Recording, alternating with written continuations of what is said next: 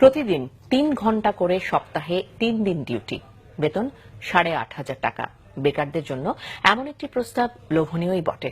তবে চাকরি পাওয়ার শর্ত হচ্ছে যোগ দেওয়ার সময় ৫২০ টাকা দিতে হবে, আর ৩ দিনের মধ্যেই ৮,০০০ টাকার একটি বীমা করতে হবে নিজের নামে। এভাবেই শুরু হয় প্রতারণার। প্রতারকরা মহাখালীতে খুলে বসেছে প্রোগ্রেসিভ লাইফ ইন্স্যুরেন্স কোম্পানির একটি শাখা অফিস।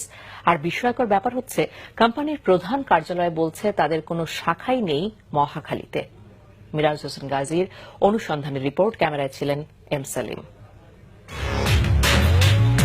২৫ ফেব্রুয়ারি নিয়োগ বিজ্ঞপ্তির সূত্র ধরে রাজধানীর মহাখালীর ফ্লাইওভারের পাশের এই ভবনটিতে চাকরি নিতে যান দুই প্রার্থী। ভিতরে ঢুকতেই দেখা যায় প্রতিটি টেবিলেই চাকরি প্রার্থীদের সাক্ষাৎকার নিচ্ছেন কর্মকর্তারা। এমনই একটি টেবিলে পরিচয় গোপন রেখে বাংলাভিশন টিমের দুই সদস্য। আপনি পার্ট টাইম মিলে কাজ করেন, সপ্তাহে এখানে 3 দিন 3 ঘন্টা সময় দিবেন। তাহলে বুঝতে পারছেন প্রতিদিন 3 ঘন্টা করে। 3 দিন পর আবারও বাংলাভিশন টিম এই ভবনে।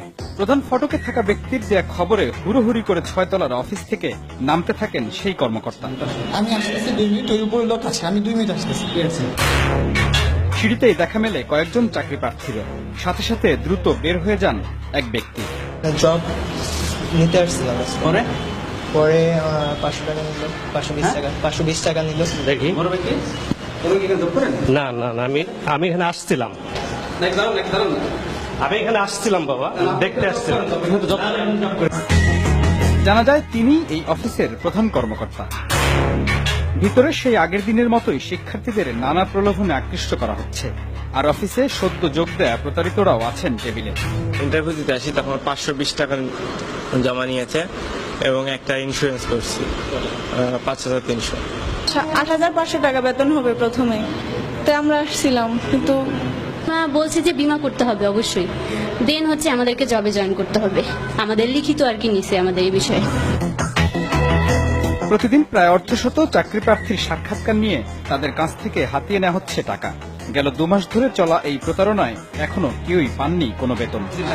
আমি জানুয়ারির 10 তারিখে টাকা দিয়েছি, আমি 8,300 টাকা দিয়েছি। না, এখন পর্যন্ত কোনো স্যালারি পাইনি।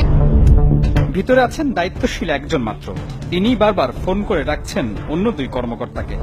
আরে ভাই আসেন না তাড়াতাড়ি, কি আশ্চর্য। আধা ঘন্টা পর আসলেন সিঁড়িতে দ্রুত সটকে পড়া সেই ব্যক্তি।